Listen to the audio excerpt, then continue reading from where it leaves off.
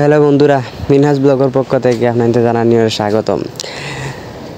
তো আপনাদের কিতা অবস্থা, আসনি বালা, খাইছনি বাত, তাড়াতাড়ি খোঁচাইন বাড়িঘরের কিতা সংবাদ। গরম খুব বেশি গরম লাগে আজকে, একবার ঘুমাইছিলাম, ঘুমতে উঠিয়া দেখি আবার পুরো গোসল করে লিছি। তো এই অবস্থার মাঝে তো গরম তো আর থাকা যায় না, তাই কইলাম একটু বাড়িয়া আটাউটি করি, দেখি বাতাস নি লাগে।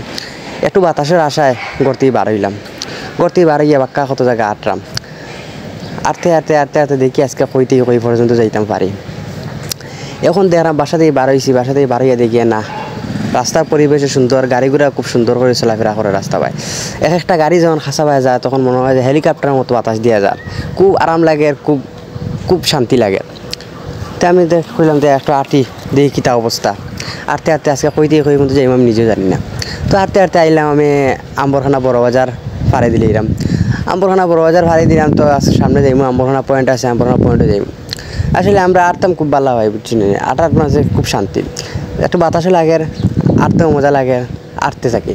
আমরা সিলেটি মানুষ, আটাত কিন্তু খুব রুচিশীল মানুষ, আমরা আটতাম পারি খুব বেশি। তো সামনে দেখলাম আম্বরখানা পয়েন্টও আইছে, ওখানে একটা মসজিদ দেখা যার, হাসাতেই দেখা যার না, তার জুম করে দেখাইলাম। ও দোকা মসজিদও খাসাত আইছি। তো আটতে মসজিদও খাসাত যাইমু, আইছি মসজিদও খাসাতো আইছি।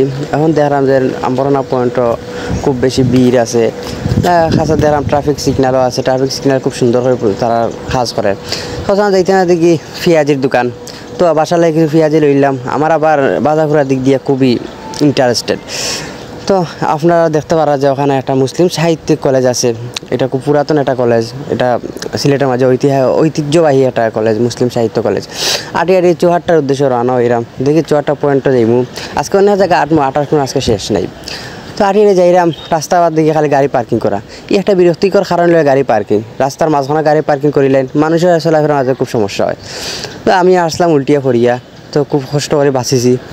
আইলাম আপনার চুয়াট্টা পয়েন্ট, আটি চুয়াট্টা পয়েন্ট আইলাম। চুয়াট্টা পয়েন্ট আইয়া দেখি যে রাস্তা পারাপার হইতে খুব কষ্ট আর কি। সাইডো বা সাইয়া দিকে রাস্তা পাড়ি দিবা, কারণ সাইডের দিকে দিয়ে গাড়ি আর।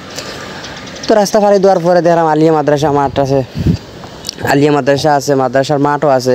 আমরা এই মাঠে অনেক খেলাধুলা করছি, এখন হয়তো খেলাধুলা করতে আর আমরা সময়ের কারণে এই মাঠের লোক আমরা অনেক স্মৃতি জড়িয়ে আছে।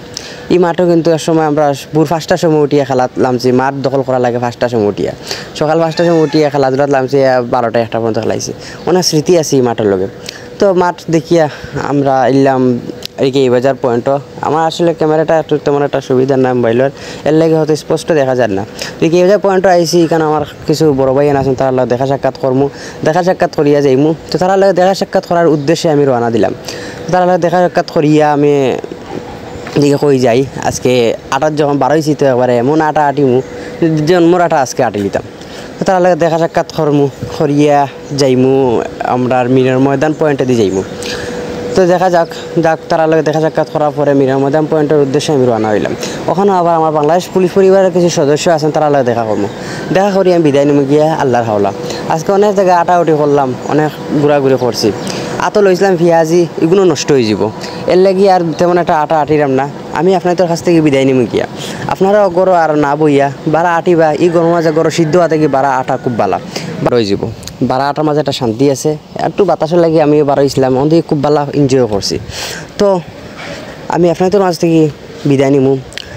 সবাই ভালো থাকা, সুস্থ থাকা, দেখা হবে নেক্সট কোনো ভিডিও নিয়ে। আল্লাহ হাফেজ।